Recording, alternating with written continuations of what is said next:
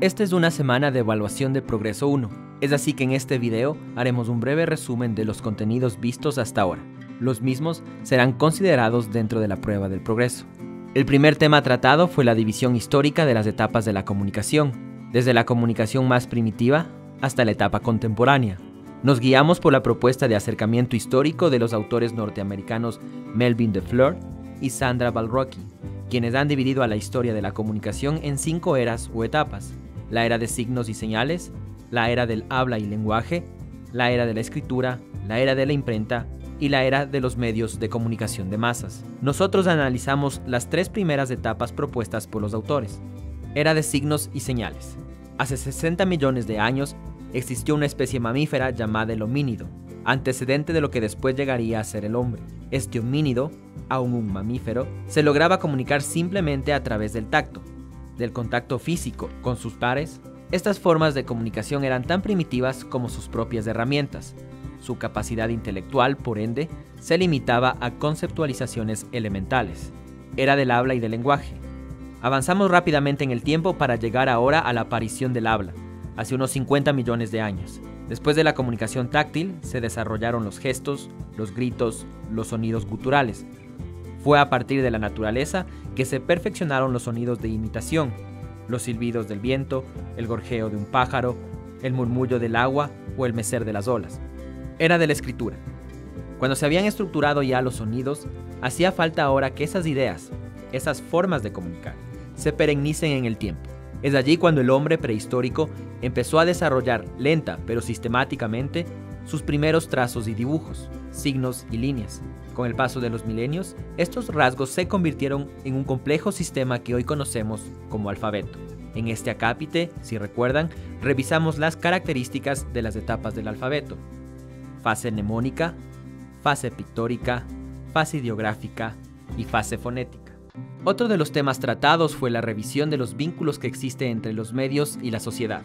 Para esto nos sirvió mucho Thompson. El desarrollo de la comunicación mediática es en un sentido fundamental una reelaboración del carácter simbólico de la vida, una reorganización de las formas en las que el contenido y la información simbólica se producen e intercambian en la esfera social, y una reestructuración de las maneras en que los individuos se relacionan unos con otros y consigo mismos. Así, lo primero que revisamos en la sección de medios y sociedad fue una reflexión sobre el poder, la acción y la comunicación. Las circunstancias en que los hombres realizan sus acciones o actos son predeterminadas y pueden considerarse como campos de interacción, en los que los individuos tienen una posición y un capital que le da mayor o menor poder. Aunque generalmente se identifica el poder con el poder del Estado, el poder es un fenómeno social penetrante característico de los diferentes tipos de acción y encuentros, desde las acciones políticas visibles de representantes del Estado hasta el encuentro mundano de individuos en la calle. Los individuos generalmente ejercen el poder en consideración de la comprensión simbólica de sus mensajes. Otro de los acápites que vimos durante este progreso fue la sociedad y los mass media.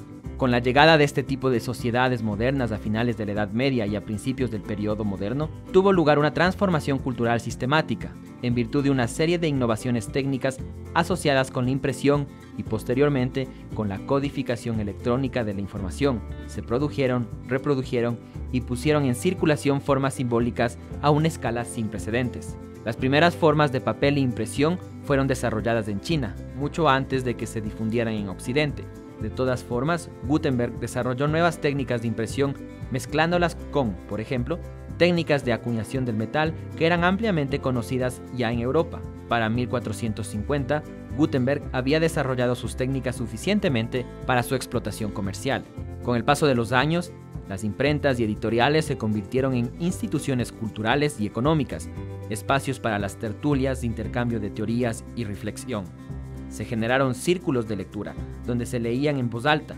Gracias a la práctica de leer en voz alta, la audiencia de los materiales impresos fue considerablemente mayor comparada al relativo menor número de individuos que estaban en capacidad de leer. La Iglesia, en este contexto, perdió control sobre las publicaciones, y el declive del latín y la aparición de las lenguas nacionales o vernáculas como el inglés, francés o italiano fue un ejemplo de este proceso que fue impulsado en parte por la industria de la imprenta. Sin embargo, tuvo consecuencias que fueron mucho más allá de las preocupaciones de esta industria como tal. Podría argumentarse de manera plausible que la fijación de las lenguas vernáculas en papel impreso y la promoción de algunas de estas lenguas al estatus de lenguas oficiales fueron condiciones importantes para el surgimiento de las formas de identidad nacional y el nacionalismo en el mundo moderno.